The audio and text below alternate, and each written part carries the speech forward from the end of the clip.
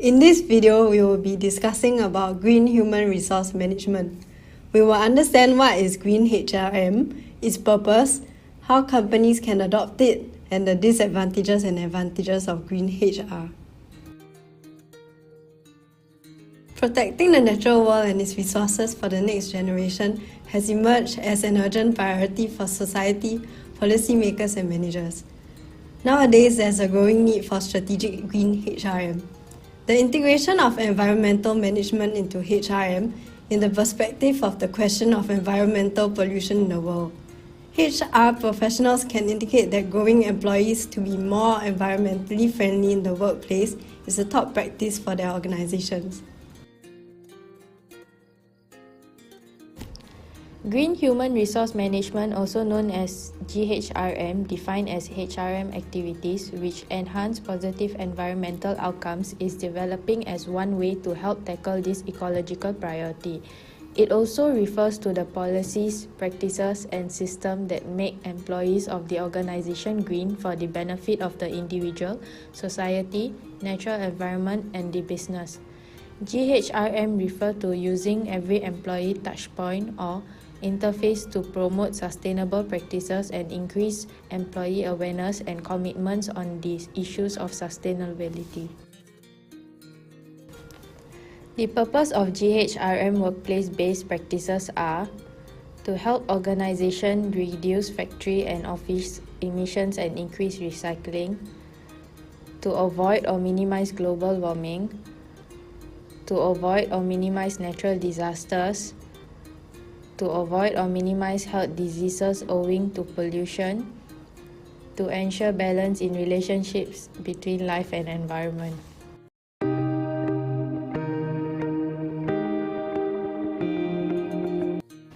The HR function can become the driver of environmental sustainability within the organization by aligning its practices and policies with sustainability goals, representing eco-friendly, which can contribute to organizational goals. Here are some activities that international companies can apply. Firstly, green recruiting, hiring, employing eco-friendly ways for hiring such as online tools, limited paper usage at the time of recruitment and selection process. Measuring green attitudes at the time of selection, considering people who value green practices and follow basic environmental friendly activities such as recycling, less printing, and conservation of energy. Secondly, green training and development. Increase employees' awareness and capabilities to promote green behavior in the organization through environmental training programs. This training can target everyday practices, specialized area of employee activity, efficiency in the use of company equipment, proper waste disposal, and recycling methods, and much more. Thirdly, green initiatives. The presentation of various eco-friendly initiatives to take place in all facets of the organization.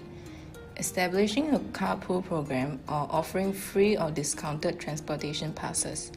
Some companies go to the extreme to use the total amount of printed pages by an employee during his or her performance review. Lastly, green rewards. Employees should be rewarded with bonuses for their efforts in creating an eco-friendly culture. Rewards should be given for promoting green behaviors in the workplace, lifestyles, and reducing carbon. The rewards can also be carbon credit offsets, free bicycles, and pollution-free vehicles for commuting to and from the workplace in order to engage people in the green agenda. Some of the practices don't need much money to implement, can very significantly change how businesses is conducted every day. Here are some examples.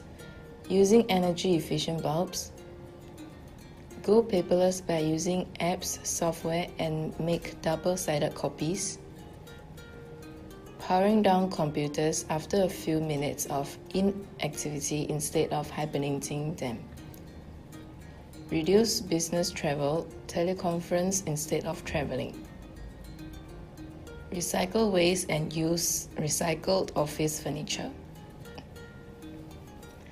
Green incidents are recorded, analyzed, and provide lessons learned best practices. There are also technologies that company can use. Teleconferencing software like Zoom, Montage, Interview 4, JobVite. There are also HR management software like Cornerstone. Let us take the example of Google, who uses green recruiting techniques. They believe that most talented people get attracted because of it. Uses almost 100% renewable energy, wind and solar power for electricity. Gives $5,000 subsidies for employees using hybrid cars. Has company dining facilities that serve organic, sustainable foods. Proposes on-site farmer markets, conducts on-site composting of food waste, and offers fully subsidized employee bus pools for commuting employees.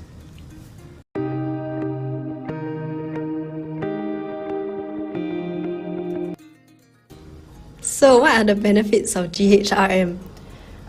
Gaining perception, reputation, and improved public image, reduce overall costs of organization, smarter performance translated into cheaper products. Do you have any others?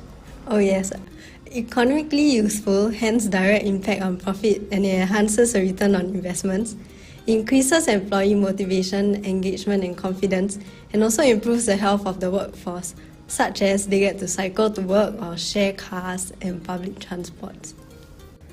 However, there are some drawbacks for GHRM, as it requires a large initial cost. For example, installing new solar power system would cost a large sum. Also, the time spent. For example, growing a garden is a great way to promote healthy living and sustainability, but it doesn't happen overnight. I think there can also be decreased productivity because it's easier for your staff to toss paper, plastic and other items into one trash can than to sort the trash and recycle it. If you are recycling to your office, you could see a slight decrease in your worker productivity.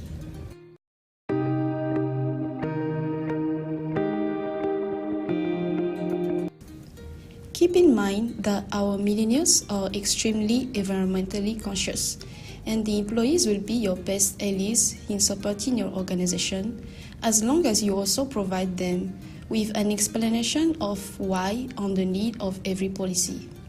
And like everything else, policies, however great, they are just paper exercises, unless they are related to planned activities, clearly communicated and supported by all, monitored and periodically reviewed regarding their efficiency and relevancy. Obviously, there are no universal golden rules for Green HRM. You need to develop ones that are relevant to your organization.